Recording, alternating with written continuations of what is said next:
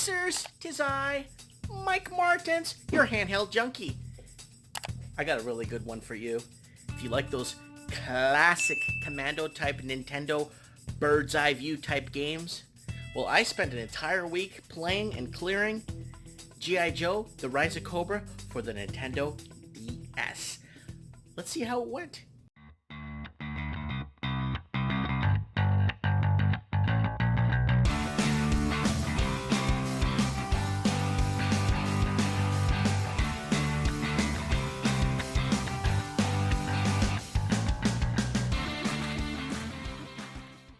And knowing is half the battle. How you play is the other.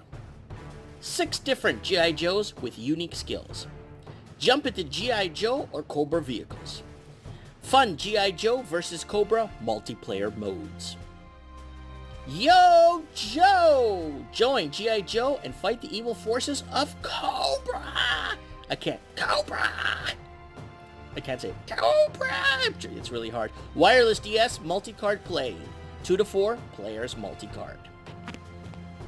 After the events of Operation Hiss, Duke and Scarlett travel to the Arctic and free heavy-duty Ripcord and Snake Eyes from the M.A.R.S Detention Center. Well, it's not the planet Mars, but acronym M.A.R.S Detention Center. They fight the Baroness and bring her to the pit. In Egypt, the Joes learn that Cobra is taking the Apep's Eye gem and must defeat Firefly. In the jungle, the Joes discover that Cobra is making a pyramid-like zigurat building in the middle of the jungle. From there, the Joes must defeat James McCullen, who now takes the identity of Destro. At the rooftop of the pyramid building, finally, they must defeat Cobra Commander and Storm Shadow at North Magnetic Pole Volcano Base. Yo, Joe! Or should I say, Cobra! Cobra! I can't even say it like that. It's so hard to say it like that. I'm straining my voice just doing Cobra Commander's voice. What did I think of this game? Driving tanks, flinging grenades, getting through barriers, his tanks, driving those too, taking down satellites, up in the Arctic, in the jungle. Man, I love it. I love it. It reminds me of Rambo for the Nintendo. That kind of bird's eye view, walk around, shoot things. You can't go wrong with this. It's action-packed. I love it. I love how you can pick through different Joes that have different specific weapons to help you through specific different missions. I love leveling them up. I love completing all the scenarios.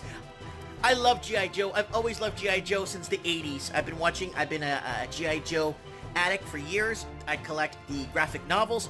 I collect the video games. I even collect the movies. I love G.I. Joe. I have a lot of the old toys from the 80s and early 90s. And this game in my heart is definitely what G.I. Joe should be. The way G.I. Joe is perceived in the cartoons and in the movie, Rise of Cobra. They obviously tie into the movie of what's happening and with Destro and up on his mountaintop fortress and stuff. I had so much fun with this. It brought me back to my retro years of playing Rambo and those kind of... I'm just trying to think of what else was like that. I would say Rambo was like that, and those flying games like 1941 and 1942 was like that, but that was flying games with a plane. But this is the same kind of idea, and it's so much fun. I really like that they made this game. I really like the playability, the flow-through, the missions, the story. It's fantastic. It's got some really bad reviews online. It's got really bad press online. It's got nothing but complaints on it, but you know what? G.I. Joe, Rise of Cobra for the DS. If you don't have it, give it a try.